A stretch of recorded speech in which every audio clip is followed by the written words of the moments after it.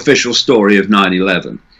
And of course, I've been on this case since the day it happened, because when I saw what had happened actually on 9/11, it so fitted a technique that I've been talking about, and I dubbed it back in the 90s, problem, reaction, solution. Create the problem, get the reaction, do something, and then offer the solution to the problems you've created, which are changes in society that advance the agenda that you want to pursue, and they are changes which would not be justified without the manufactured problem. So once they then started saying we need a war on terror and we need to invade Afghanistan and all this stuff, well, it was blatantly obvious that this was a problem, reaction, solution, and that it wasn't done by 19 Islamic hijackers. I mean, I'll give you one example, and this is just one of incredible numbers of examples of the ludicrous nature of the official story. One of the hijackers was supposed to be, still listed as such today, was called Hani Hanjour. Hani Hanjour was supposed to have been the pilot of Flight 77, which is supposed to have struck the Pentagon, but actually didn't. People will see that when they read the book. And one of the amazing things that Flight 77 with Hani Hanjour at the controls was supposed to have done was to come over past the Pentagon and then done a massive, incredible descending spiral to hit the Pentagon.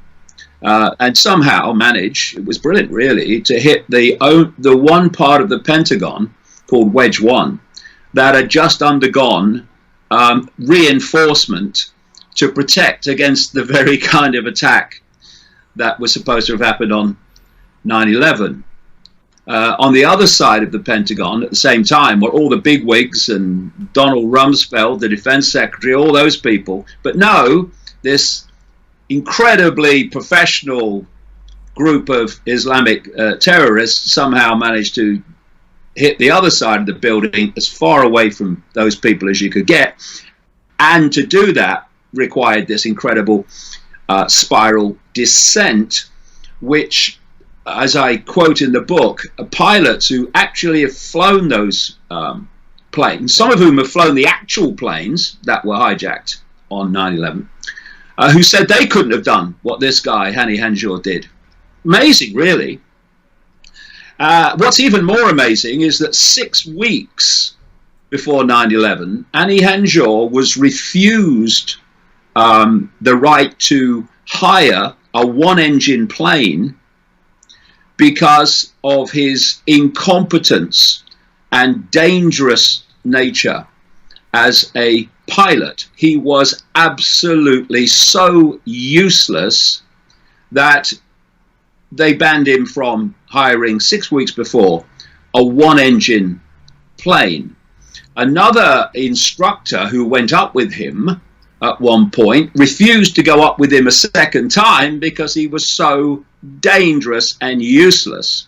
And this is the man still today who is named as the pilot of Flight 77, doing all those things that pilots that flew those planes say they couldn't do. And in the 9/11 Commission report, which, as I expose massively in the book, was simply set up to parrot the official story and shut out all evidence that challenged it. And one thing, David, give people a laugh and remind them who they put in charge of that. Well, I'll come to that in a second. Go on then. What I was going to say is the 9/11 Commission report said that Hani Hanjour was the most effective, to put it another way, he was the best pilot of the 4 on 9/11. So imagine, therefore, how bad the others must have bloody been when you look at his background. The 9/11 Commission was set up to parrot the official story. In fact, if you go back a step, in fact 2 steps. Bush and Cheney fought tenaciously not to have an investigation at all into attacks on American soil involving the death of nearly 3,000 people. And that devastation, that catastrophe, they fought not to have an official investigation. Now, why would you do that unless you were in fear of what it might, if it was genuinely independent, might show? In fact, the trigger is the 9/11 Commission that should have been, right, but wasn't. Right.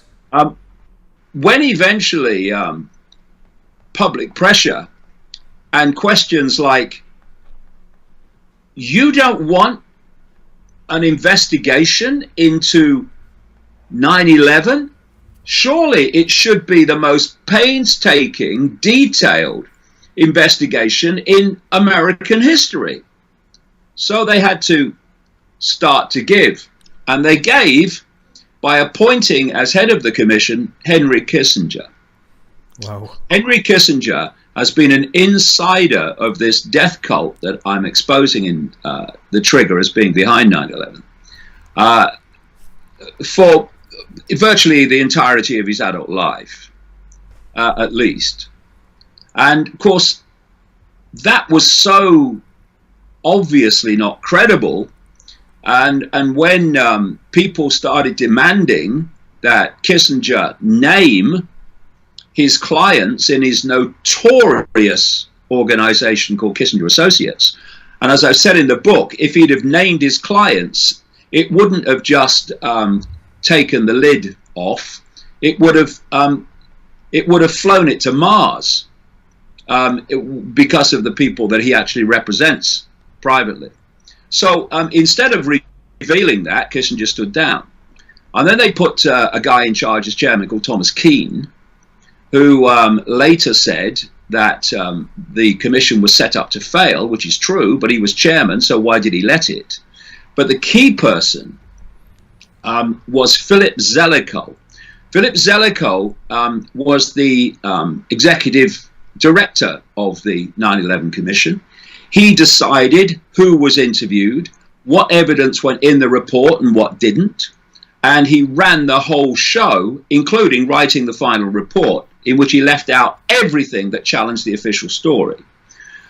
Even amazing pieces of evidence that were put forward never got in the final report.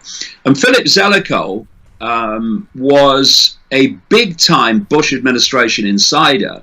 He actually wrote a book with the then Secretary of State, Condoleezza Rice, and he also wrote reports about the need for dealing with terrorism and warning about terrorism, including warning in one of his missives about a terrorist attack involving the World Trade Center before 9/11 happened.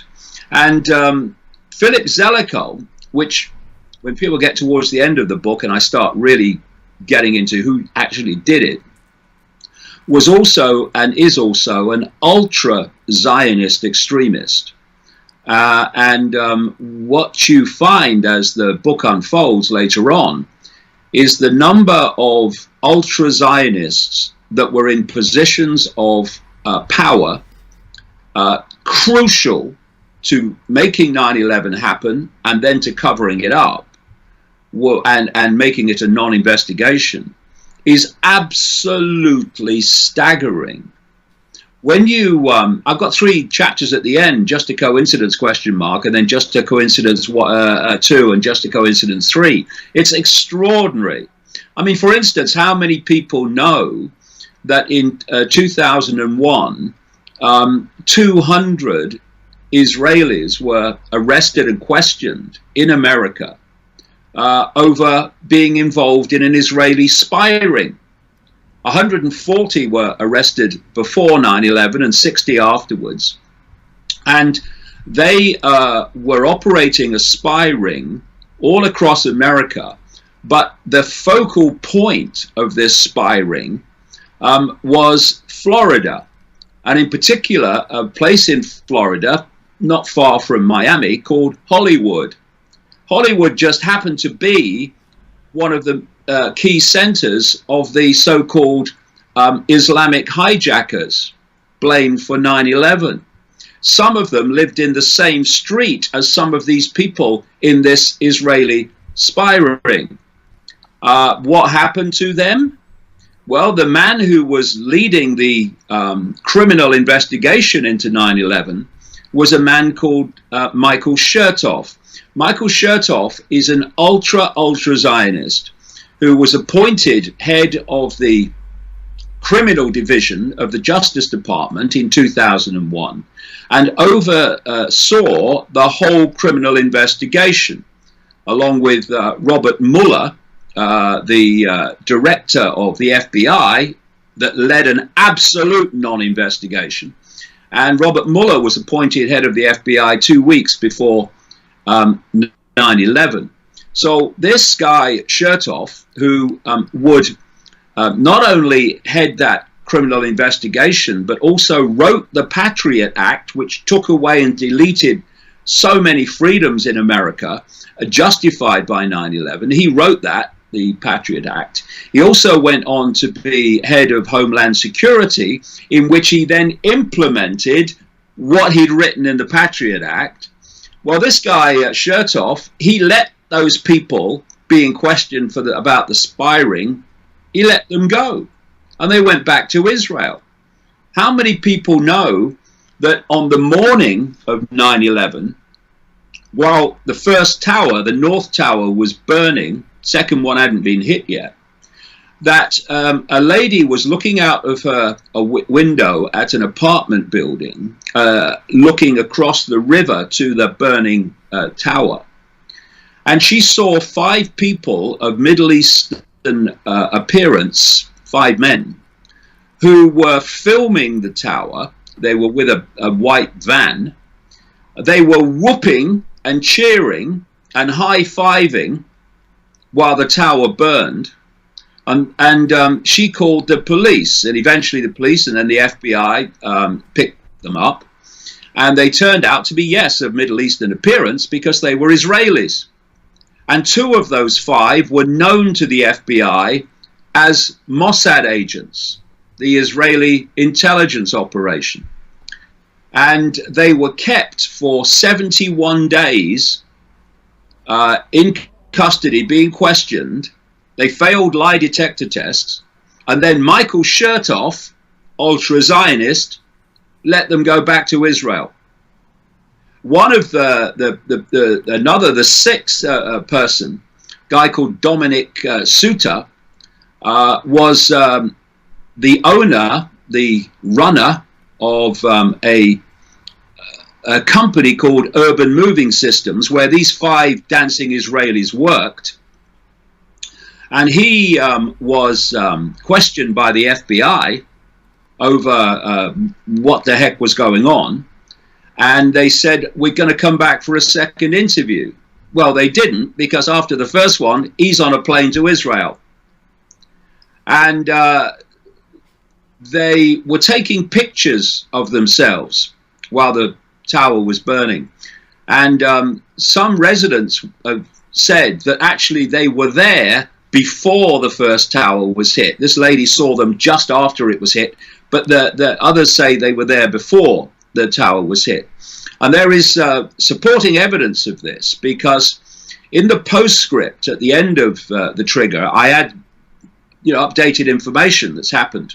And a Freedom of Information Act request was made to be given these pictures that obviously were then taken by the FBI at the time, of what these dancing Israelis were actually taking pictures of themselves.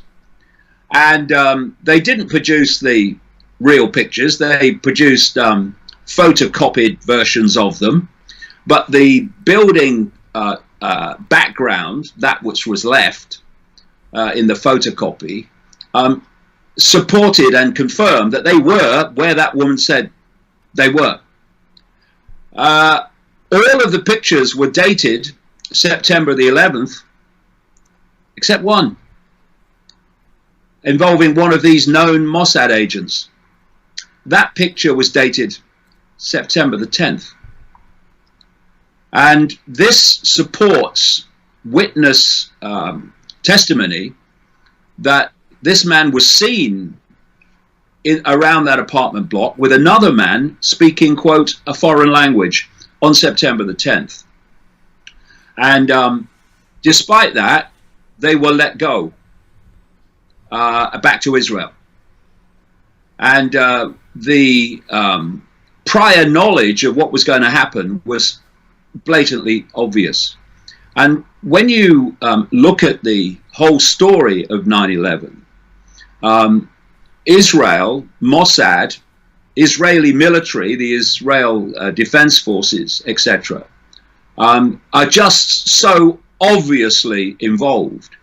These 200 people, Israelis, that were questioned over this spy ring, many of them were posing as art students, very non-convincingly to many people. And when they were arrested and questioned, many of them turned out to be experts in explosives, in computers, etc. All the things, as I explained in the book, were necessary to do 9/11. And they were either present or former, not that you're ever former, members of the Israeli Defense Forces that had specialized in their service in things like explosives and computers, etc., as I say, and many other skills that were vital to pull off 9/11. And what we've had over the years is this fear of being called anti-Semitic that has stopped this coming out. Some people have tried in a more low-profile way, but it's the fear that most people have, oh, we can't go there. So they talk about an inside job. Well, it was, but it wasn't just an inside job of people in America, although absolutely they were involved as well. It was the work of a cult. And in the second half of the book, I tell the history of this cult in some detail. And I'll briefly explain now, just the headlines, the bullet points. This manipulation of the world goes back thousands of years. But you can pick up the element of it that's very, very relevant to what is happening today, or that's happening with technology and the smart grid. You can pick that element of it up. And that which was behind 9/11, you can pick it up in the 17th century. And a man called Sabbatai Zevi, he was a Sephardic Jewish guy, but he weren't really. He hated Jews, and so did the cult, and so does the cult that was formed in his name. Zevi claimed to be the Jewish Messiah, and he started this cult, which was then called Sabbateanism, and basically what they did was invert the Jewish belief system. So if in conventional Judaism a certain day was a fast day, then in Sabbateanism it would be a feast day.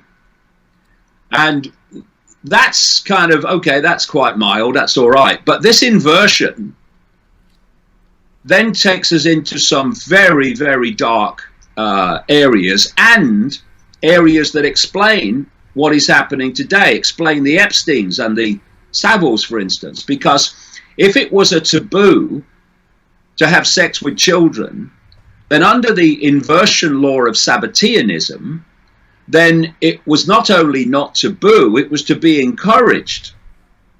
And was part of what you had to do, because this was the sales pitch that they sold to these followers.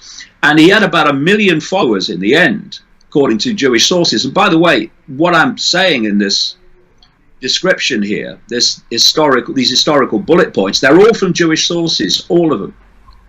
Because some people in the Jewish community know what I'm saying is true.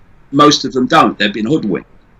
So this Sabbateanism got about 1 million followers, and we're talking in the 17th century.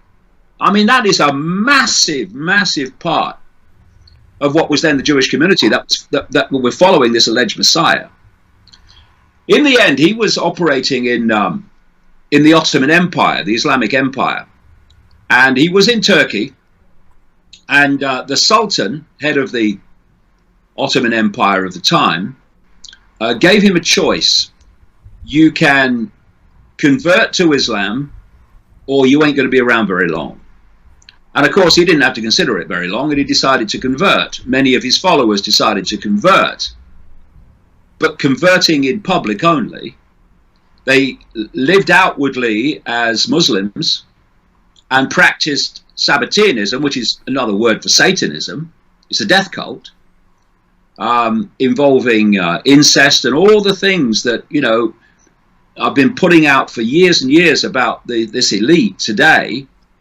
That you can chart them back even further than this, but you can absolutely chart them back to the formation of this Sabbateanism. And their technique, their big modus operandi, was infiltration, posing as outwardly a Roman Catholic, a Muslim, a Christian, whatever, but actually being a Sabbatean in private, pushing the Sabbatean agenda. And like I say, the sales pitch for the followers was, you have to do as much evil as possible, because the more evil you do, the quicker God will come and sort the world out. I know it's ludicrous, but that was the sales pitch. Of course, they didn't believe it, but they just wanted the followers to believe it. And it got the term Sabbateanism of redemption through sin. That was the line. Wow. Be redeemed by being as evil as possible. This was the way it worked. Then in the 18th century, the next century, along came a guy called Jacob Frank. Jacob Frank was another Sephardic Jew, but wasn't. He was a Sabbatean. And he claimed to be a reincarnation of Zabbatai Zevi and a reincarnation of the biblical patriarch Jacob. And he took Sabbateanism into still new depths of depravity. Jewish historians have described Frank, Jacob Frank, in terms of one of the most evil people that the Jewish community has ever seen. And he really focused on infiltrating the Roman Catholic Church. He converted lots and lots of apparently Jewish people, actually Sabbateans, who hate Jews, by the way, into the Roman Catholic Church. And in the 18th century, he got together with a guy called Mayer Amstel Rothschild in Germany. Mayer Amstel Rothschild was the founder of the Rothschild dynasty. The Rothschild family up to him was called Bauer. It was a Middle Ages occult family, Bauer. And he changed the name to Rothschild, which means red shield in German. And it was the Rothschild name came from the red shield, the Star of David, on their house in Frankfurt. And Frank and Rothschild got together with another guy, another Jewish guy, who had converted to Roman Catholicism and was brought up or educated as a Jesuit, classic Sabbateanism modus operandi, and his name was Adam Weishaupt.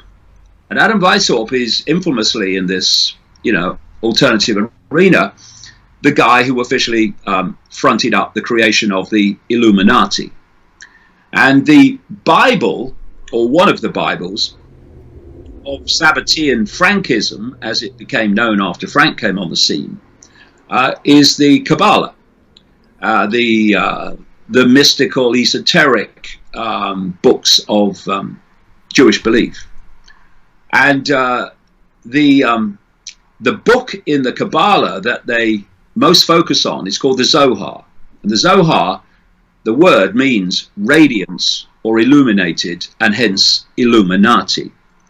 And through the Illuminati and other parts of this Sabbatean Frankist cult, they expanded across the world to now be in country after country after country dictating events. Now, when they had the conversion, the fake conversion in the Ottoman Empire at the time of Sabbatai Zevi, those that converted became known as Donma or Donme, and that's a word meaning to turn, to convert.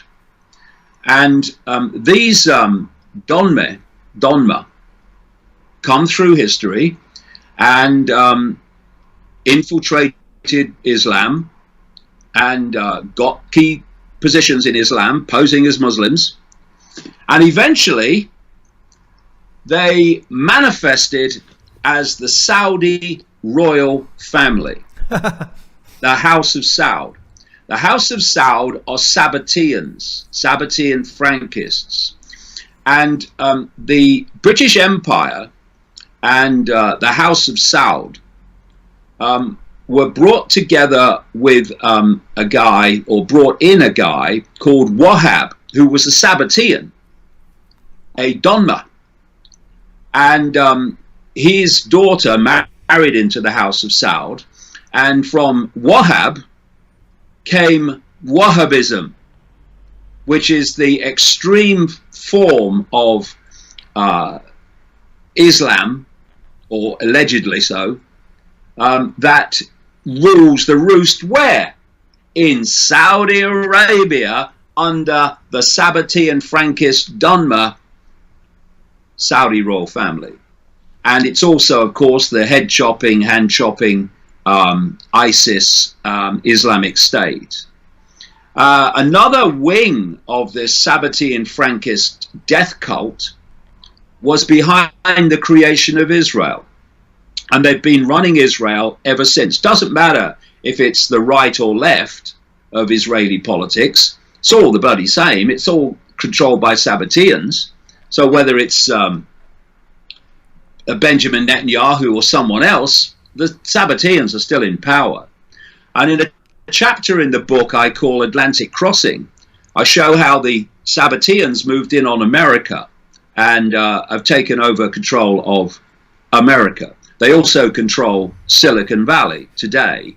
And so you have a situation where this Sabbatean Frankist death cult, this inversion of Judaism, which hates Jews, it shows how not only do they control what they do by control and ownership of the media and of Silicon Valley, increasingly the place where most people get their information from, and in the light of this hysterical censorship that's going on now out of Silicon Valley, they control what they're doing, and they're also controlling or suppressing the exposure of what they're doing. So if you start exposing this stuff, then they start suppressing your information, and in the end even banning you from talking about it. And this is where we are. And I show in the book that Sabbatean Frankism, the cult, was the driving force, the organizing force behind 9/11. And 9/11 was, of course, the trigger, hence the name of the book, for a stream of events that were justified in its wake, leading up right up to present day. Just before I finish this answer, Jason, let me just give you a sequence. Thanks, David. And remember, when I'm talking about Jewish here, I'm talking not about mainstream Jewish people. I'm talking about fake Jewish people called Sabbatean Frankists. Brilliant. In 1979, the so-called father of Israeli intelligence, a man called Issa Harel, was interviewed by an American journalist, and he predicted that there would be an Arab terrorist attack on New York's biggest building. He said they would do this because symbolically it was a phallic symbol, and by targeting that, it would break the spirit of America, in effect. In the same year, 1979, Benjamin Netanyahu started organizing conferences calling for a war on terror. First one was in Jerusalem, and in 1984 he had another one in America. All the American leadership were attending, including Father George Bush. And he wrote a book, Netanyahu, calling for a war on terror. And also these conferences and this book was calling for a change whereby countries would be subject to preemptive strikes if those making the preemptive strike decided that they were planning terrorism.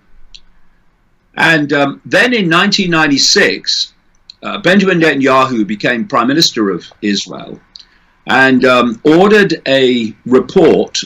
It was called the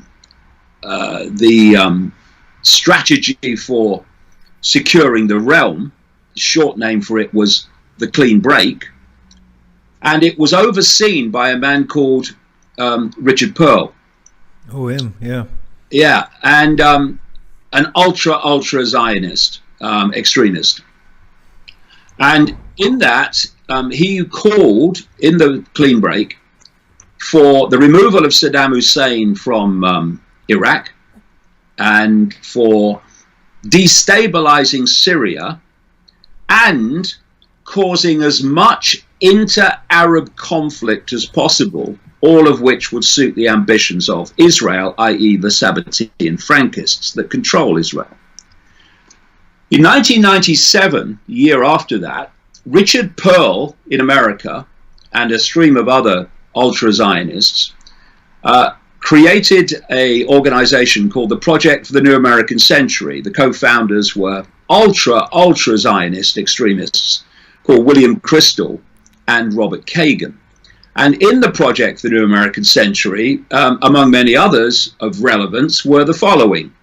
Dick Cheney, who would at 9/11 be the de facto president of the United States, with Boyd Bush as just the figurehead, and was vice president officially. Also in the Project for the New American Century was Donald Rumsfeld, who would be defense secretary, running the Pentagon at the time of 9/11.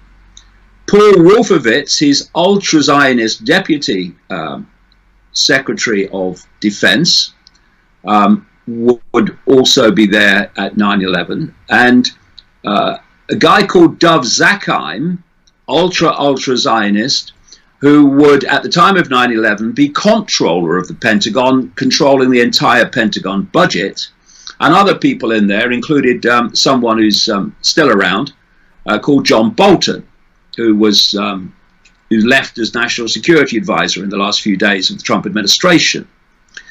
And in 1998, the year after that organization was created, they wrote to the then President Bill Clinton, urging him to invade Iraq and remove Saddam Hussein. We move forward to the year 2000, actually September 2000, a year to the month before 9/11. And this Project for the New American Century then published a document calling for American forces to fight and decisively win multiple theater wars in the Middle East and elsewhere to create a series of regime changes. And those countries were Iraq, Libya, Syria, Lebanon, Iran, North Korea, leading to regime change, it said, in China. And they said in this document that this process of transformation, as they described it, i.e. all these regime changes and massive increases in military spending in America to fight these wars, that transformation would be necessarily slow, and here's the quote from the document, absent some catalyzing and catastrophic or catastrophic and catalyzing event like a new Pearl Harbor. These people that wrote that document came to power with Bush in January 2001. And 9 months later, America had what Bush called at the time the Pearl Harbor of the 21st century. As a result of that trigger, 9/11, for which the official story is beyond belief pathetic in terms of its credibility, they started picking off the countries on the list. And after the towers were hit, within an hour or so, a man called Ehud Barak, who had been Prime Minister of Israel up to the early months of 2001 and was a former head of military intelligence, he was on the BBC saying that, or indicating that, Osama bin Laden was behind it. Everyone else is running around saying, what's happening, what's happening? No, Osama bin Laden's behind it, and pushing for an invasion of Afghanistan, which of course came very soon afterwards. The New York Times reported just after 9/11 that on September the 19th and 20th, the same people met under the guise of the Defense Policy Board of the Pentagon and plotted the removal of Saddam Hussein from Iraq. This is immediately after 9/11. Which brings me to General Wesley Clark. He was interviewed in 2007 on a alternative television show in America called Democracy Now! And he told the story of what happened to him immediately after 9/11. He said he went to the Pentagon. I mean, Wesley Clark was, you know, a top man in the military in NATO, very well-known general in America, and you know, he should be subject to war crimes as well for what he did in the Balkans. But anyway, another story.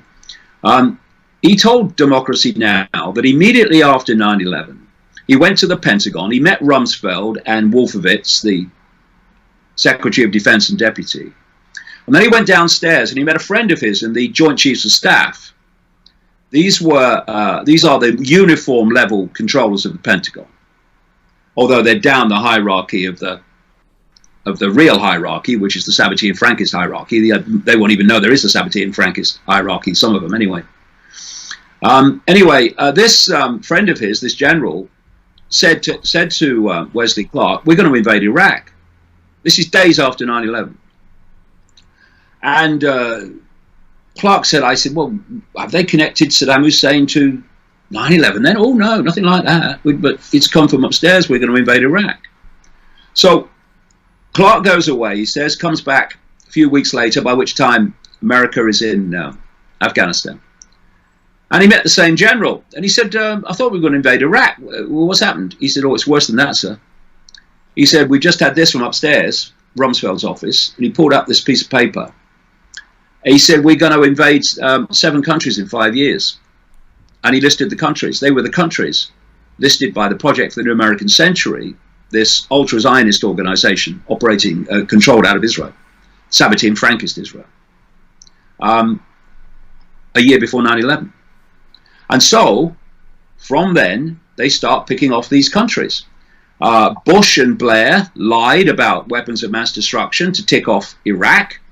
They lied because there wasn't a credible reason to invade Iraq, so they made one up. They go away, Republican and Labour Party, and in comes Democrat and Conservative Party, Barack Obama and David Cameron. They get rid of Gaddafi along with NATO, another one gone. They also start, I say they were fronting for it, these Sabbatean Frankists were doing it through their various channels. They then create the catastrophe in Syria, another massive Sabbatean Frankist target. And without Russia coming in with air support, then they'd have been they'd have got rid of Assad in Syria a very long time ago. And then they go aside, and in comes the maverick Trump. It's going to drain the swamp. Who then starts targeting Iran, and starts targeting China, of course, as well, which was on the list for regime change in this project, The New American Century. And then I won't go into them now because they're all in the book.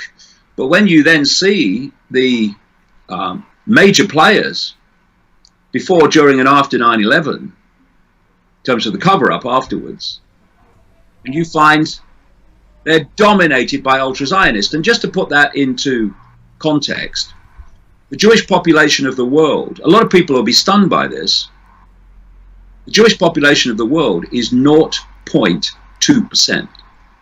Depending on how you define what a Jewish person is, there are different definitions. The mean figure between them is about 16 million. 16 million Jewish people in a world of 7.7 billion. There's only 2% of the population of America is Jewish, and that's, along with Israel, by far the biggest, massively by far, the biggest Jewish populations in the world. And the people that I'm talking about, these we hate Jews but will pose as them, Sabbatean Frankist cult, is a tiny, tiny fraction of that 0.2% at 16 million. And yet, the ratio of such people in those positions of power before, during, and after 9/11 is utterly, utterly staggering. They covered every base to make sure it happened and that the truth of what happened didn't come out. And I've gone for this big time in The Trigger because, as we discussed earlier, we've got to put aside consequences. And we just got to tell the bloody truth and let the truth do its work. Because it's intimidation, fierce intimidation, that is stopping this coming out.